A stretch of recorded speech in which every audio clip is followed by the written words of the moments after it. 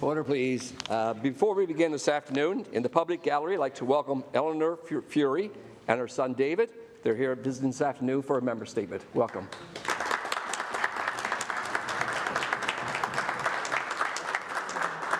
Today we'll hear statements by the honourable members for the districts of Fogo-Highland Cape Friels, Grand Falls Windsor Buckens, Labrador West, and Harbour Main. The honourable member for Fogo-Highland Cape Friels. Thank you, Speaker. The Newfoundland Pony Sanctuary on St. John's is something to be proud of.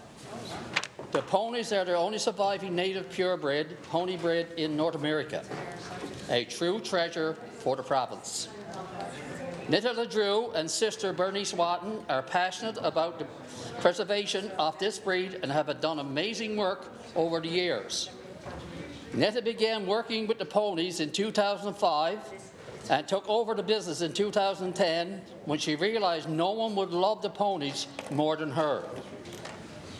Naturally, to care for, feed and nurture the ponies is a significant cost.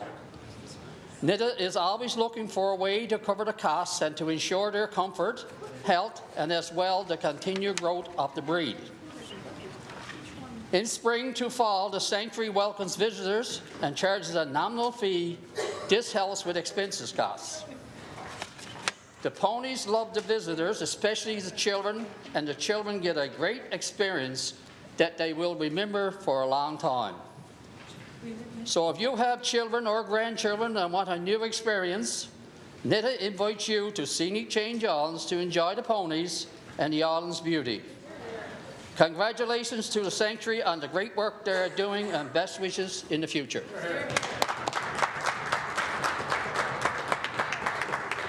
The Honourable Member for Grand Falls Windsor Buckens. Thank you very much, Speaker. Wayne Thomas of Grand Falls, Windsor holds a military background and is a recipient of numerous awards and medals of achievement throughout a lifetime of service. The Canadian Peacekeepers, the UN Medal for Service in Cyprus for International Peace and Security, the Confederation of Canada Medal, the Queen Elizabeth II Diamond Jubilee, and most recently, the King Charles III Coronation Medal. Wayne is a fundraising powerhouse and a community leader, having served with the Minor Hockey Association, Senior Hockey Association, Lions Club, and Kiwanis Club. A direct benefit in our community from Wayne's commitment is the Exploits Valley YMCA and the addition of the YMCA Child Care Centre. During the summer, Wayne is proudly responsible for the Grand Falls Windsor Community Garden, which have 50-plus beds dedicated exclusively to the food bank to help those in need. Throughout his military career, his 35-year civilian career with Browning Harvey Limited, and now even in his retirement, he finds the time to give back to his community by volunteering with personal motto of life, life is best lived in service to others, a motto we can all live by. Please join me in congratulating and thanking Wayne Thomas for his selfless contributions to our communities and to our country over the past decades. Thank you, Speaker. The Honourable Member for Labrador West. Thank you, Speaker. Chuck Porter is an outdoor educational YouTuber from Labrador West, known for his deep passion for nature, the wilderness, and being outdoors since coming to Labrador West to work for the Wildlife Division a number of years ago. Through his YouTube channel, Chuck shares his experience and expertise, offering viewers an authentic look into the life of an outdoors enthusiast in one of Canada's most untamed and beautiful landscapes. His content focuses on outdoor skills, survival techniques, and the beauty of exploring the wilderness, all while highlighting the unique challenges and opportunities of living in such a remote region. From building shelters to tracking wildlife to snowmobiling along Labrador's rugged lake shores, Chuck's videos provide valuable lessons for beginners and seasoned adventurers. His down-to-earth practical approach to outdoors education makes learning accessible and engaging for a wide audience. Beyond just teaching outdoor life skills, Chuck has also fostered a deep respect for nature, emphasizing conservation and the importance of connecting with the environment. His channel serves both an educational resource and an invitation to explore the wild beauty of Labrador and a broader Canadian wilderness. I ask all members to join me in thanking Chuck Porter for helping promote exploring in our own natural backyard. Thank you. The Honourable Member for Harbour Main. I rise to pay tribute to an extraordinary woman from Harbour Main. Eleanor Furey is an educator and has spent a lifetime teaching youth throughout the district of Harbour Main and beyond. In fact, Eleanor has been teaching for an incredible 59 years. Wow.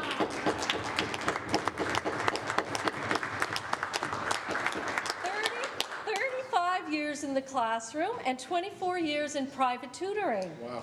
Originally from Colliers, Eleanor graduated from high school in Conception Harbour and attended Littledale to complete her one-year teaching training and then started teaching while she worked on completing her Bachelor of Education at Memorial University. Eleanor focused on teaching junior high at several schools until she retired from the classroom in 2001 and then opened her own private tutoring school called the Elf Centre. She's had remarkable success with tutoring in mathematics and reading, and for example, in the reading program, she's taught close to 200 children who were struggling in the regular classroom setting. She estimates teaching a total of 500 students during her tutoring career alone. Eleanor's 59 years as an educator will come to a close when she retires in June, just prior to her 80th birthday. Wow. Please join me in thanking Eleanor for her lifelong commitment, passion, and devotion to the youth in our province. Hear, hear. Thank you.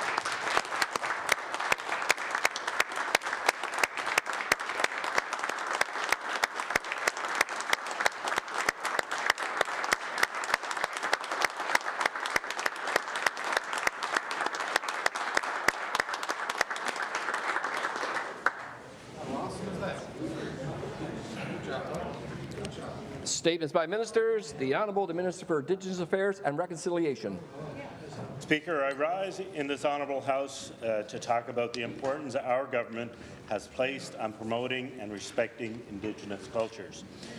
Through the expression of art, advancements in education, and a commitment to reconciliation, we are strengthening relationships with Indigenous peoples. There is a great ways to go. However, we are taking significant steps in improving awareness of the history and culture of Indigenous peoples through such things as online training modules for public employees and reviewing the K-12 curriculum to ensure it accurately reflects their experiences and stories. This past summer, we supported the Hour of Voices project with stories, songs, drums, and dances performed by Indigenous women of Newfoundland and Labrador. In collaboration with Indigenous governments and organizations, we commissioned artwork honoring the history and culture of the Beothuk, which is already on display at Confederation Building. Tomorrow, we will celebrate another unveiling with the Nunatsiavut government and a similar event scheduled with Mi'kmaq First Nations this coming Friday, and with other unveilings to happen soon. Promoting and respecting Indigenous cultures is essential to preserving their rich traditions and ensuring their voices are heard. By embracing Indigenous art, history, and knowledge, we foster respect, understanding, and a more inclusive world where diverse cultures can thrive together. Thank you, Mr. Speaker.